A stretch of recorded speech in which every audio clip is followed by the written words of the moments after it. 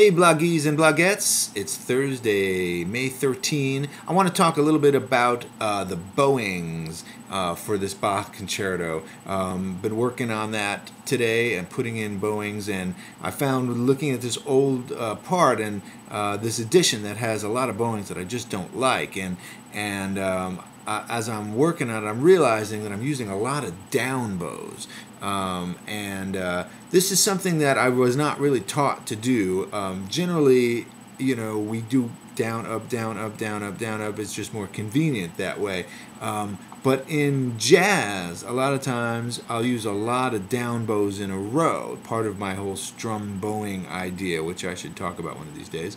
But I find I'm using it over the years. I've really developed a style of playing Bach that uses these down bows more. And the reason I do this is because when you start a phrase with a down bow, it's stronger. The down stroke is stronger on a violin than the up bow, and especially at the frog. If I go,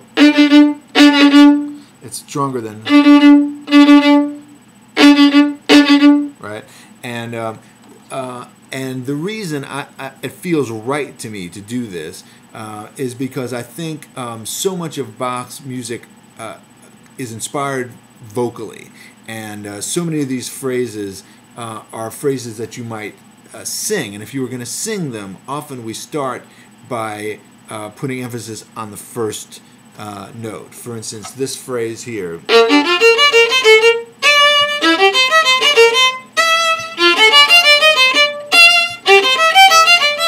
The phrase really starts on that.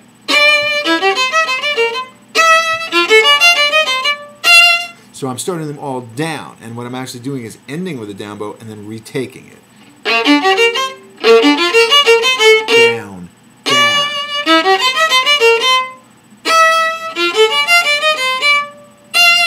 Right? And I'm breaking the rhythm up right now, but if I don't.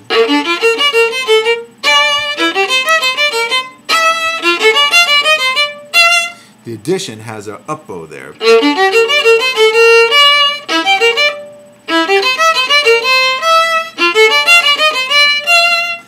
which to me just doesn't really make sense. If you were singing it, if you were starting that phrase, you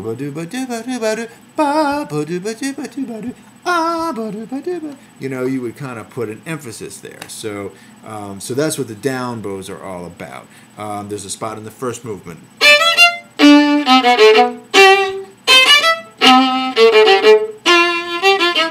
And I think all of those phrases, ba-da-da, ba-da-ba-da, ba-da, ba-da-ba-da, goes back to this gesture bowing that I teach my students. If you gesture with your hand, it's often the way you should bow it, you know, because the down bows are where the emphasis is naturally on a violin.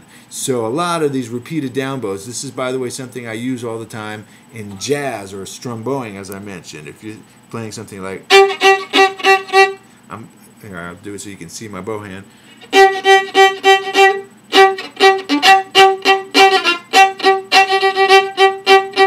All down strokes. So this is something we use a lot more in jazz than we do in classical music, and I have a feeling, of course I wasn't there, but I got a feeling this is the way they used to do it back in the early 1700s. It certainly rhythmically gives the feeling to Bach, more of this drive, more of this jaga, jaga, jaga, jaga, kind of a boisterous, very German kind of style that he brought to his music. So that's my feelings about it. Tomorrow I want to talk about Bach's world music and how he was influenced by what was going on in Italy and France and stuff like that. So that's tomorrow. I'll talk to y'all later. Bye.